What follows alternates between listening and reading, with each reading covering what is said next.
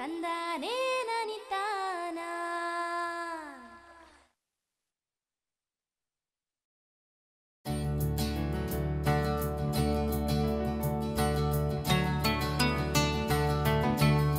ದೇಶದ ರೇಷ್ಮೆ ಕೃಷಿಯಲ್ಲಿ ಕರ್ನಾಟಕವು ಮುಂಚೂಣಿಯಲ್ಲಿದ್ದು ಅತಿ ಹೆಚ್ಚು ರೇಷ್ಮೆ ಉತ್ಪಾದಿಸುವ ರಾಜ್ಯವೆಂಬ ಹೆಗ್ಗಳಿಕೆಗೆ ಪಾತ್ರವಾಗಿದೆ. ದಕ್ಷಿಣ ಕರ್ನಾಟಕದಲ್ಲಿ ಹೆಚ್ಚಾಗಿ ಕೈಗೊಳ್ಳಲಾಗುತ್ತಿದ್ದ ರೇಷ್ಮೆ ಕೃಷಿ ಇಂದು ಉತ್ತರ ಕರ್ನಾಟಕದ ಬಹುಭಾಗಗಳನ್ನು ಆವರಿಸಿದೆ. ಭಾರತ ಸರ್ಕಾರವು ಕ್ಲಸ್ಟರ್ ಪ್ರಮೋಷನ್ ಕಾರ್ಯಕ್ರಮದಡಿ ರೇಷ್ಮೆ ಉತ್ಪಾದನೆಗೆ ಉತ್ತೇಜನ ನೀಡುತ್ತಾ ಬಂದಿದ್ದು, ದೇಶದಲ್ಲಿ ಸುಮಾರು 102 ಕ್ಲಸ್ಟರ್ ಪ್ರಮೋಷನ್ ಕೇಂದ್ರಗಳನ್ನು ಸ್ಥಾಪಿಸಿದೆ. ಇದರಲ್ಲಿ ಸುಮಾರು 48 ಕೇಂದ್ರಗಳು ನಮ್ಮ ರಾಜ್ಯದಲ್ಲಿವೆ. ಕರ್ನಾಟಕ ರಾಜ್ಯದಲ್ಲಿ 48 ಕ್ಲಸ್ಟರ್ ಇದೆ. 48 ಕ್ಲಸ್ಟರ್ನಲ್ಲಿ ಎಚ್ ಡಿ ಕೋಟೆ ಒಂದು ಕ್ಲಸ್ಟರು. ಇದಕ್ಕೆ ಕಾರಣ ಏನಂದರೆ, ಎಚ್ ಡಿ ಕೋಟೆನಲ್ಲಿ ಇರ್ತಕ್ಕಂಥ ಎಚ್ ಡಿ ಕೋಟೆ ತಾಲೂಕಿನಲ್ಲಿ ಇರ್ತಕ್ಕಂಥ ಉತ್ತಮವಾದ ಹವಾಗುಣ, ಇಲ್ಲಿ ಬೀಳ್ತಕ್ಕಂಥ ಮಳೆ ಮತ್ತು ಇಲ್ಲಿರ್ತಕ್ಕಂಥ ಫಲವತ್ತಾದ ಜಮೀನು ರೇಷ್ಮೆ ಕೃಷಿಗೆ, ಅದರಲ್ಲೂ ಬಯೋಲ್ಟೈನ್ CSR ಬಯೋಲ್ಟೈನ್ ರೇಷ್ಮೆ ಕೃಷಿಗೆ ಹೇಳಿ ಮಾಡಿದಂತಾಗಿದೆ. ನ್ಯಾಚುರಲಾಗಿ ನಾವು ಆ ಒಂದು ರೇಷ್ಮೆ ಕೃಷಿಗೆ ನಾವೇ ಒಂದು ಪ್ರಕೃತಿನೇ ಕ್ರಿಯೇಟ್ ಮಾಡ್ದಂಗಿದೆ. ಈ ದಿಸೆಯಲ್ಲಿ ಇತ್ತೀಚೆಗೆ ಎಚ್ ಡಿ ಕೋಟೆನಲ್ಲಿ ರೇಷ್ಮೆ ಕೃಷಿ ಮತ್ತು ಹಿಪ್ಪನೇಳೆ ವ್ಯವಸಾಯ ಜಾಸ್ತಿ ಆಗಿದೆ. ಈ ಇದರಲ್ಲಿ ಮುಂಚೆ ನಾವು ಹಿಪ್ಪನೇಳೆ ವ್ಯವಸಾಯ, ಅದರಲ್ಲೂ V1 ತಳಿ ಅಂತ ಹೆಚ್ಚಿನ ಇಳುವರಿ ಕೊಡ್ತಕ್ಕಂಥ ಮತ್ತು ಹೆಚ್ಚಿನ ಗುಣಮಟ್ಟ ಹೊಂದಿರತಕ್ಕಂಥ ಹಿಪ್ಪನೇಳೆ ಕೃಷಿ ಇಡೀ ಭಾರತದಾದ್ಯಂತ ಮಾಡ್ತಾ ಇದ್ದಾರೆ. ಸಾಂಪ್ರದಾಯಿಕ ಪದ್ಧತಿಯಲ್ಲಿ ಸಾಮಾನ್ಯವಾಗಿ ನೆಲದಿಂದ 1 ಅಡಿ ಎತ್ತರದ ಮೇಲಿನ ಹಿಪ್ಪುನೇರಳೆ ಸೊಪ್ಪನ್ನು ರೆಂಬೆಯೊಂದಿಗೆ ಕತ್ತರಿಸಿ ರೇಷ್ಮೆ ಹುಳುಗಳಿಗೆ ನೀಡಲಾಗುತ್ತದೆ. ಈ ಪದ್ಧತಿಯಲ್ಲಿ ಒಟ್ಟಾರೆ ಗುಣಮಟ್ಟದ ಹಿಪ್ಪುನೇರಳೆ ಸೊಪ್ಪಿನ ಇಳುವರಿ ಕಡಿಮೆ ಇದ್ದು, ಮಳೆಗಾಲದಲ್ಲಿ ಸೊಪ್ಪಿನ ಸಂಗ್ರಹವೂ ಕೂಡ ಕಷ್ಟಕರವಾಗುತ್ತದೆ ಎನ್ನುತ್ತಾರೆ ತಜ್ಞರು. ಸಾಮಾನ್ಯವಾಗಿ ನಾವು ಹಿಪ್ಪನೇಳೆ ವ್ಯವಸಾಯ ಮಾಡೋದ್ರಲ್ಲಿ ನಾವು ಭೂಮಟ್ಟದಿಂದ 1 ಅಡಿಗೆ ಕಟ್ ಮಾಡಿ ಅಲ್ಲಿಂದ ಸೊಪ್ಪನ್ನು ರೆಂಬೆ ಸಮೇತ ನಾವು ಕಟಾವು ಮಾಡಿ ರೇಷ್ಮೆ ಹುಳು ಸಾಕಾಣಿಕೆಗೆ ಮಾಡಲಿಕ್ಕೆ ಉಪಯೋಗಿಸ್ತೀವಿ. ಆ ನಂತರ 1 ಅಡಿ ಕಟಾವು ಮಾಡಿದ ಮೇಲೆ 45 ದಿನಗಳಲ್ಲಿ ಬೆಳೆ ಶುರುವಾಗುತ್ತೆ. ನಂತರ ಅದನ್ನು ಕಟಾವು ಮಾಡಿ ಪದೇ ಪದೇ ನಾವು 1 ಅಡಿಗೆನಲ್ಲೇ ಕಟಾವು ಮಾಡ್ತಿದ್ವಿ.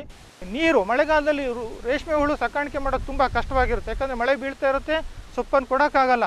ಅಂಥ ಸಂದರ್ಭದಲ್ಲಿ ಈ ಮರಗಡ್ಡಿನಲ್ಲಿ ನಾವು ವ್ಯವಸಾಯ ಮಾಡಿದರೆ ಈ ಒಂದು ಇದರಲ್ಲಿ ಮಳೆಗಾಲದಲ್ಲೂ ಸಹ ಸೊಪ್ಪನ್ನು ಸರಾಗವಾಗಿ ಕತ್ತರಿಸಿ ರೇಷ್ಮೆ ಹುಳು ಸಾಕಾಣಿಕೆ ಮಾಡಲಿಕ್ಕೆ ತುಂಬ ಅನುಕೂಲವಾಗಿದೆ ಈ ಒಂದು ಪದ್ಧತಿ.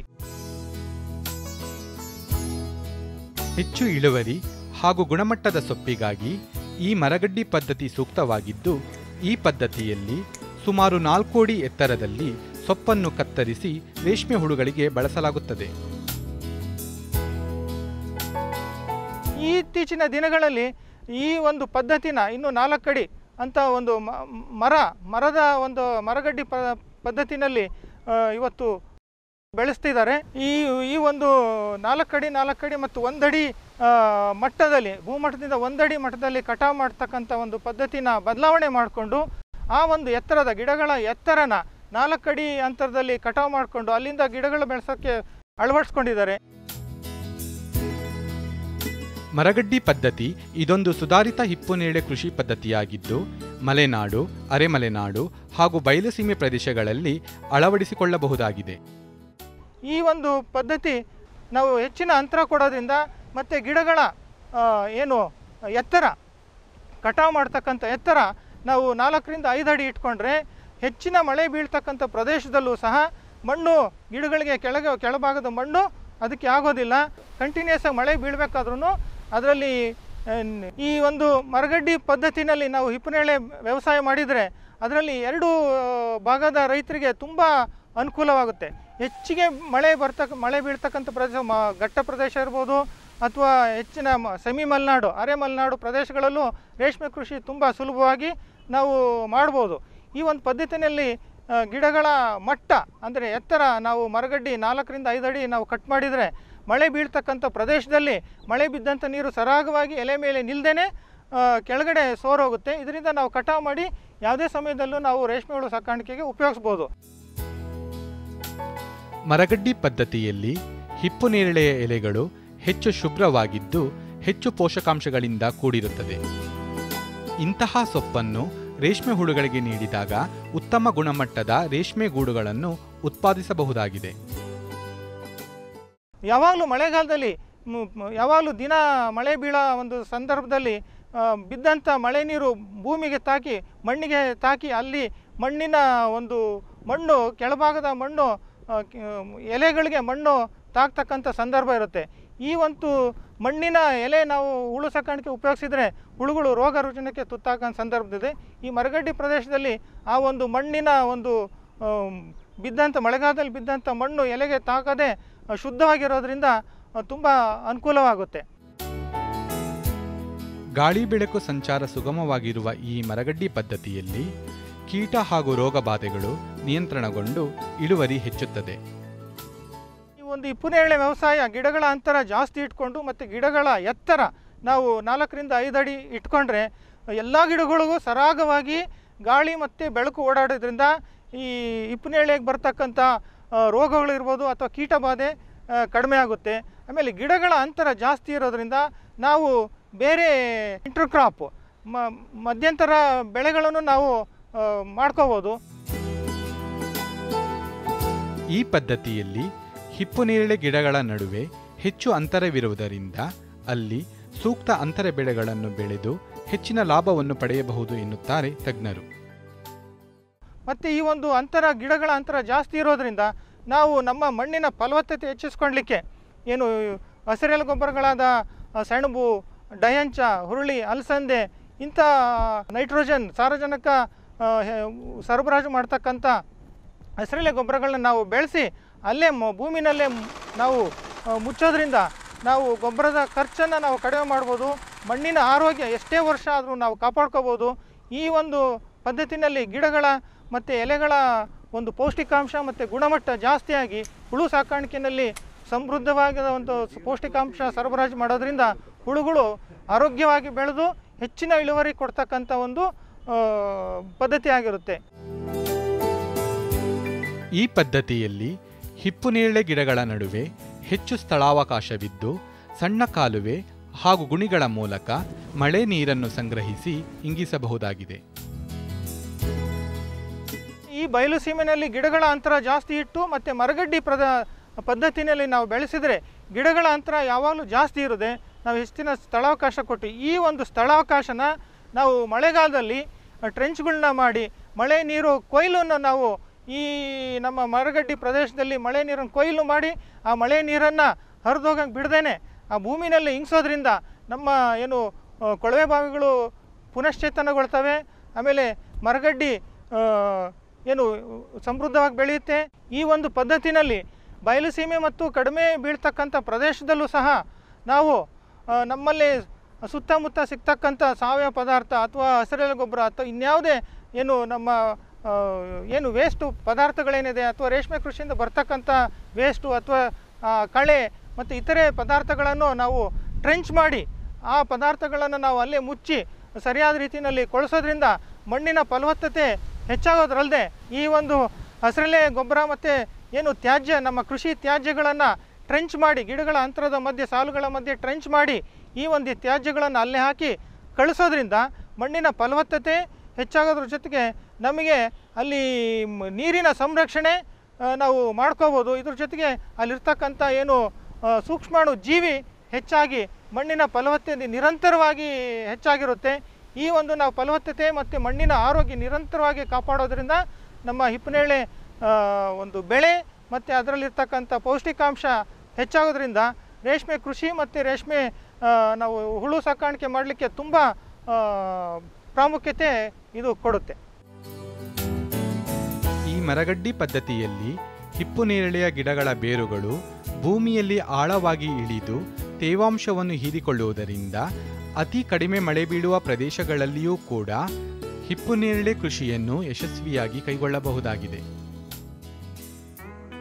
ಮಳೆ ಕಡಿಮೆ ಆದಂಥ ಪ್ರದೇಶಗಳಲ್ಲೂ ಸಹ ಈ ಮರಗಡ್ಡಿ ತುಂಬ ಸೂಕ್ತವಾಗಿರುತ್ತೆ.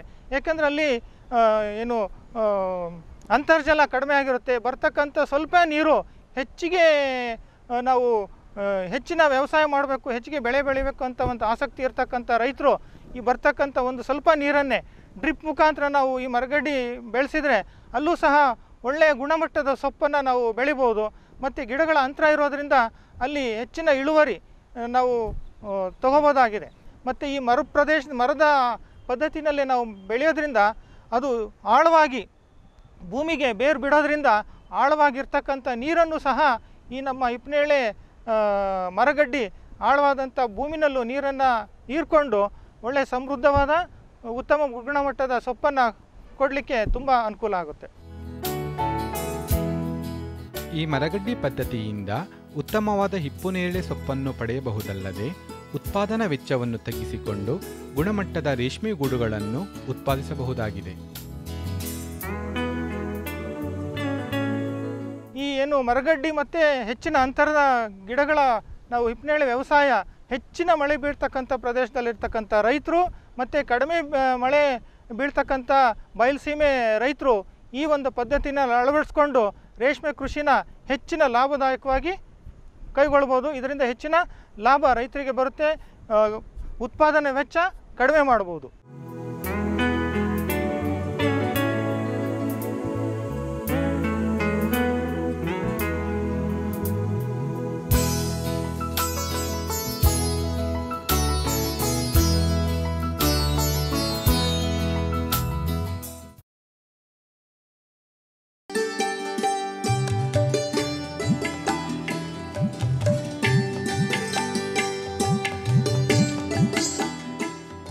ಭಾರತೀಯ ಪ್ರಮುಖ ಸಾಂಬಾರು ಪದಾರ್ಥಗಳಲ್ಲಿ ಒಂದು ಮೆಣಸಿನಕಾಯಿ. ಪ್ರತಿನಿತ್ಯದ ಬಳಕೆಯಲ್ಲಿ ಮೆಣಸಿನಕಾಯಿಗೆ ಪ್ರಮುಖ ಸ್ಥಾನವಿದೆ. ಹಲವಾರು ತಳಿಯ ಮೆಣಸಿನಕಾಯಿ ಮಾರುಕಟ್ಟೆಯಲ್ಲಿ ಲಭ್ಯ. ಇದೇ ನಿಟ್ಟಿನಲ್ಲಿ ಮುಂದುವರಿದು ಭಾರತೀಯ ಸಂಶೋಧನಾ ಸಂಸ್ಥೆ 4 ಹೊಸ ಸಂಕರಣ ತಳಿಗಳನ್ನು ಬಿಡುಗಡೆ ಮಾಡಿದೆ. ನಮ್ಮ ಕರ್ನಾಟಕ ರಾಜ್ಯದಲ್ಲಿ ಮೆಣಸಿನಕಾಯಿ ಬಹುಮುಖ್ಯ ಬೆಳೆ. ನಮ್ಮ ಭಾರತೀಯ ಸಂಶೋಧನಾ ಸಂಸ್ಥೆ ತೋಟಗಾರಿಕಾ ಸಂಸ್ಥೆನಲ್ಲಿ ನಾವು ಮೆಣಸಿನಕಾಯಿ ರಿಸರ್ಚ್ ಮೇಲೆ ತುಂಬ ವರ್ಷದಿಂದ ಕೆಲಸ ಮಾಡ್ತಾ ಇದ್ದೀವಿ. ಭಾರತೀಯ ಸಂಶೋಧನಾ ಸಂಸ್ಥೆಯಿಂದ 4 ಸಂಕೀರ್ಣ ತಳಿಗಳನ್ನು ಬಿಡುಗಡೆ ಮಾಡಿದ್ದೀವಿ. ಅದರಲ್ಲಿ ಅರ್ಕ ಮೇಘನ, ಅರ್ಕ ಹರಿತ, ಅರ್ಕ ಖ್ಯಾತಿ, ಅರ್ಕ ಶ್ವೇತ. ಅರ್ಕ ಮೇಘನ ತಳಿಯ ಮೆಣಸಿನಕಾಯಿಯನ್ನು ಹಸಿರು ಮೆಣಸಿನಕಾಯಿ ಮತ್ತು ಕೆಂಪು ಮೆಣಸಿನಕಾಯಿ ಎರಡೂ ರೀತಿ ಬಳಸಬಹುದಾಗಿದೆ. ಇದು ಬೂದಿರೋಗ ಮತ್ತು ನಂಜಾನು ರೋಗ ತಡೆಯುವ ಶಕ್ತಿ ಹೊಂದಿದ್ದು ಬಹುಬೇಗ ಉತ್ತಮ ಇಳುವರಿ ನೀಡಬಲ್ಲದು. ಅರ್ಕ ಮೇಘನ ತಳಿ ಹಸಿರು ಮೆಣಸಿನಕಾಯಿಗೂ ಮತ್ತು ಹಣ್ಣು ಮೆಣಸಿನಕಾಯಿಗೂ ಬೆಳೆಯಬಹುದು. ಅರ್ಕ ಮೇಘನ ಇಳುವರಿ 35ರಿಂದ 38 ಟನ್ನು ಒಂದು ಹೆಕ್ಟರಿಂದ ಬೆಳೆ ತೆಗಿಬೋದು. ಇದರಲ್ಲಿ ಕಾಯಿ ಮುದುರು ಬಣ್ಣದಲ್ಲಿ ಇರುತ್ತೆ, ಉದ್ದ 10 ಸೆಂಟಿಮೀಟರ್ ಇರುತ್ತೆ ಆ್ಯಂಡ್ ಅಗಲ 1 ಸೆಂಟಿಮೀಟರ್ ಇರುತ್ತೆ. ಕಾಯಿ ಖಾರ ಮೀಡಿಯಮ್ ಆಗಿರುತ್ತೆ. ಈ ತಳಿಯಕ್ಕೂ ಬೂದಿ ರೋಗ ಮತ್ತು ನಂಜಾಣು ರೋಗ ತಡೆಯೋ ಶಕ್ತಿ ಇದೆ. ಅರ್ಕ ಮೇಘನ ತಳಿ ತುಂಬ ಬೇಗ ಬರುತ್ತೆ. 22ರಿಂದ 25 ದಿವಸಕ್ಕೆ ಫ್ಲವರಿಂಗ್ ಶುರು ಆಗುತ್ತೆ. ಅರ್ಕ ಹರಿತ ತಳಿಯ ಮೆಣಸಿನಕಾಯಿ ಹೆಚ್ಚು ಖಾರವಾಗಿರುತ್ತದೆ. ಅಲ್ಲದೆ ಬೂದಿರೋಗ ಮತ್ತು ನಂಜಾನು ರೋಗ ನಿರೋಧಕ ಶಕ್ತಿ ಹೊಂದಿದ ಈ ತಳಿ ಕೂಡ ಉತ್ತಮ ಇಳುವರಿ ನೀಡಬಲ್ಲದು. ಅರ್ಕ ಹರಿತ ತಳಿ ಇದನ್ನು ಹೈಬ್ರಿಡ್ ಸಂಕೀರ್ಣ ತಳಿ. ಇದರಿಂದನೂ ನಾವು 38 ಟನ್ನು ಇಳುವರಿ ಒಂದು ಹೆಕ್ಟರಿಂದ ತೆಗಿಬೋದು. ಇದರಲ್ಲಿ ವಿಶೇಷ ಏನಂದರೆ ಕಾಯಿ ತುಂಬ ಖಾರ ಇರುತ್ತೆ. ಕಾಯಿ 7 ಸೆಂಟಿಮೀಟ್ರ್ ಉದ್ದದಿಂದ 0.8 ಸೆಂಟಿಮೀಟರ್ಸ್ ಅಗಲ ಬರುತ್ತೆ. ಈ ಗುಂಟೂರು ಮೆಣಸಿನ ಅಂತಲ್ಲ ಆ ಥರ ಟೈಪ್ ಈ ಕಾಯಿ. ಇದರಲ್ಲಿ ಬೂದಿ ರೋಗ ತಡೆಯೋ ಶಕ್ತಿ ಮತ್ತು ನಂಜಾಣು ರೋಗ ತಡೆಯೋ ಶಕ್ತಿ ಇದೆ. ಈ ತಳಿ ಸ್ವಲ್ಪ ಲೇಟ್ 30ರಿಂದ 35 ದಿವಸಕ್ಕೆ ಫ್ಲವರಿಂಗ್ ಶುರು ಆಗುತ್ತೆ. 180 ದಿವಸದಲ್ಲಿ ನಾವು 38 ಟನ್ನು ಇಳುವರಿ ತೆಗಿಬೋದು. ಈ ತಳಿಯನ್ನು ಹಸಿರು ಮೆಣಸಿನಕಾಯಿ ಮತ್ತು ಒಣಮೆಣಸಿನಕಾಯಿಗೆ ಸೂಟ್ ಆಗುತ್ತೆ. ಭಾರತೀಯ ಸಂಶೋಧನಾ ಸಂಸ್ಥೆ ಬಿಡುಗಡೆ ಮಾಡಿದಂತಹ ಮತ್ತೊಂದು ತಳಿ ಅರ್ಕ ಖ್ಯಾತಿ. ಇದು ವಿಶೇಷವಾಗಿ ಹಸಿರು ಮೆಣಸಿನಕಾಯಿಯ ತಳಿಯಾಗಿದೆ. ನಂಜಾಣು ರೋಗ ತಡೆಯುವ ಶಕ್ತಿ ಮತ್ತು ರಸ ಹೀರುವ ಕೀಟಗಳನ್ನು ತಡೆಯುವ ಶಕ್ತಿಯನ್ನು ಇದು ಹೊಂದಿದೆ. ಅರ್ಕ ಖ್ಯಾತಿ ಅಂತ ನಾವು ಇನ್ನೊಂದು ತಳಿ ಸಂಕೀರ್ಣ ತಳಿನ ನಮ್ಮ ಸಂಸ್ಥೆನಿಂದ ಬಿಡುಗಡೆ ಮಾಡಿದ್ದೀವಿ. ಇದು ಹಸಿರು ಮೆಣಸಿನಕಾಯಿ ಮಾರ್ಕೆಟ್ಗೂ ತುಂಬ ಸೂಕ್ತವಾಗಿದೆ. ಇದರದ್ದು ಕಾಯಿ 10ರಿಂದ 12 ಸೆಂಟಿಮೀಟ್ರ್ ಉದ್ದ ಇದ್ದು 1 ಸೆಂಟಿಮೀಟ್ರ್ ಅಗಲ ಬರುತ್ತೆ. ಇದರಲ್ಲಿ ಇಳುವರಿ 38ರಿಂದ 40 ಟನ್ನು ಇಳುವರಿ ತೆಗಿಬೋದು ಒಂದು ಹೆಕ್ಟೇರಿಂದ. ಇದಕ್ಕೂ ನಂಜಾಣು ರೋಗ ತಡೆಯೋ ಶಕ್ತಿ ಇದೆ. ಇದು 180 ದಿವಸದಲ್ಲಿ ಇಳುವರಿ ತೆಗಿಬೋದು. ಇದು ತಿಳಿ ಹಸಿರು ಕಾಯಿ, ಅದಕ್ಕೆ ನಮ್ಮ ಗ್ರೀನ್ ಮಾರ್ಕೆಟ್ಗೂ ತುಂಬ ಸೂಕ್ತವಾಗುತ್ತೆ. ಅರ್ಕ ಖ್ಯಾತಿಗೂ ರಸ ಹೀರುವ ಕೀಟಗಳಿಂದ ತಡೆಯೋ ಶಕ್ತಿನೂ ಇದೆ. ಅರ್ಕ ಶ್ವೇತ ಅಗಲವಾದ ಖಾರ ಕಡಿಮೆ ಇರುವ ಮೆಣಸಿನಕಾಯಿ ತಳಿಯಾಗಿದ್ದು ತಿಳಿ ಹಸಿರು ಬಣ್ಣ ಹೊಂದಿರುತ್ತದೆ. ಇದು ಕೂಡ ಹಸಿರು ಮೆಣಸಿನಕಾಯಿ ರೂಪದಲ್ಲಿ ಬಳಕೆಯಾಗುತ್ತದೆ. ಅರ್ಕ ಶ್ವೇತ ನಂಜಾಣು ರೋಗ ತಡೆಯುವ ಶಕ್ತಿ ಮತ್ತು ರಸ ಹೀರುವ ಕೀಟಗಳನ್ನು ತಡೆಯುವ ಶಕ್ತಿಯನ್ನು ಹೊಂದಿದೆ. ನೆಕ್ಸ್ಟ್ ಅರ್ಕ ಶ್ವೇತ, ಈ ಸಂಕೀರ್ಣ ತಳಿನ ನಮ್ಮ ಸಂಸ್ಥೆಯಿಂದ ಬಿಡುಗಡೆ ಮಾಡಿದ್ದೀವಿ. ಇದನ್ನು ಸ್ವಲ್ಪ ಬಜ್ಜಿ ಮೆಣಸಿನಕಾಯಿ ಥರ ಸ್ವಲ್ಪ ಅಗಲ ಜಾಸ್ತಿ ಇರುತ್ತೆ. ಕಾಯಿ 10 to 12 ಸೆಂಟಿಮೀಟ್ರ್ ಉದ್ದ ಇದ್ದು 1.5 ಸೆಂಟಿಮೀಟ್ರ್ ಅಗಲ ಬರುತ್ತೆ.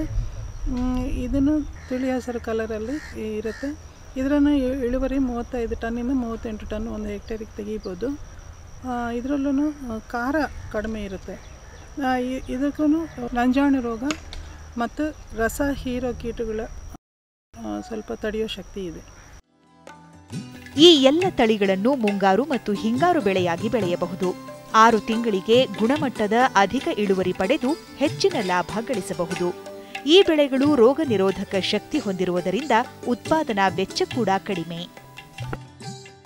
ಈ 4 ಸಂಕೀರ್ಣ ತಳಿಗಳನ್ನು ಹಿಂಗಾರು ಮತ್ತು ಮುಂಗಾರು ಸೀಸನಲ್ಲಿ ಬೆಳೆಯಬಹುದು. ಈ 4 ಸಂಕೀರ್ಣ ತಳಿಗಳ ಬೀಜ ನಮ್ಮ ಸಂಸ್ಥೆಯಲ್ಲಿ ಸಿಗುತ್ತೆ ಮತ್ತು ನ್ಯಾಷನಲ್ ಸೀಡ್ ಕಾರ್ಪೊರೇಷನ್ ಅವ್ರ ಹತ್ರನೂ ಸಿಗುತ್ತೆ.